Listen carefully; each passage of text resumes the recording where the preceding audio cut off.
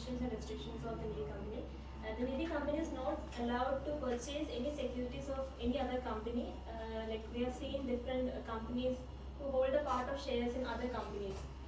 The Nidhi company is not allowed to do that. Then they cannot carry out any other business other than the business of lending and borrowing in its own name. Then they cannot accept deposits or lend to any other person other than its members. The business will be confined only between the company and the members. Then the members will pledge various assets when they take loans from the Nidhi company. The company is not allowed to pledge those assets for anything else. Then the deposits cannot be taken and money cannot be lent to any other body corporate. Then the Nidhi company is not allowed to enter into any partnership agreement for in its borrowing or lending activities. Also, they cannot issue any kind of advertisement for persuading others to deposit in their company. The only thing that is allowed to do is they can circulate advertisement among its members for like which where to be mentioned that is for private circulation only. Then any kind of brokerage or pay cannot be paid for mobilizing deposits from the members. Then the Nidhi company is not allowed to raise loans from banks or any other financial institution for the purpose of lending its members. Now we'll discuss about some of the minimum requirements that a Nidhi company is supposed to have. This will be mentioned in rule number 5. So this can be segregated into two scenarios. One will be in case of the companies which were incorporated before the Nidhi Amendment Rules of 2022, and second in case of companies which was incorporated on or after the 2022 amendment came into effect.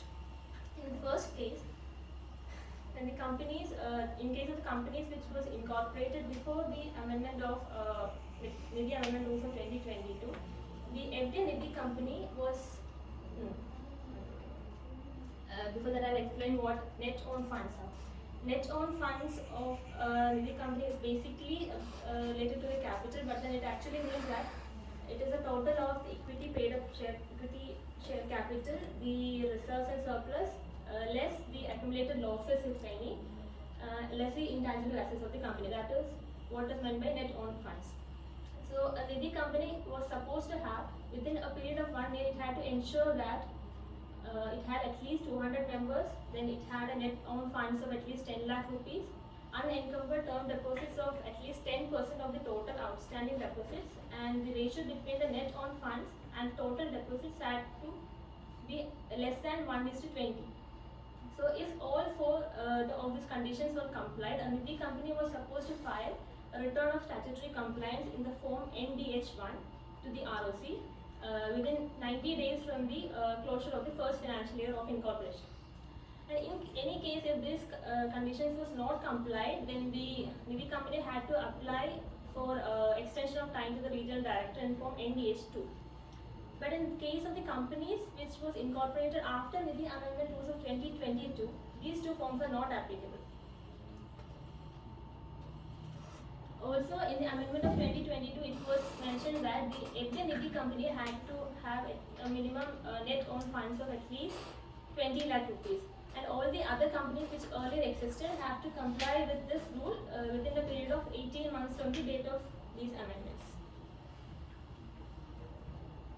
So when I told the definitions of Nidhi company, in the first definition under the Companies Act of 1950s, if I mentioned that a declaration had to be obtained from the central government for functioning as a Nidhi company. In the second definition, when the Companies Act of 2013 came into effect, the condition of obtaining a declaration from central government was not mentioned. Such a thing was eliminated from the definition. But later, although initially it was like that, later it was found that for better regulation of these entities, such a rule had to come into effect. So later in 2019, when the Nidhi rules were amended, the rule again came that every Nidhi company has to obtain a declaration from the central government for functioning as a Nidhi company.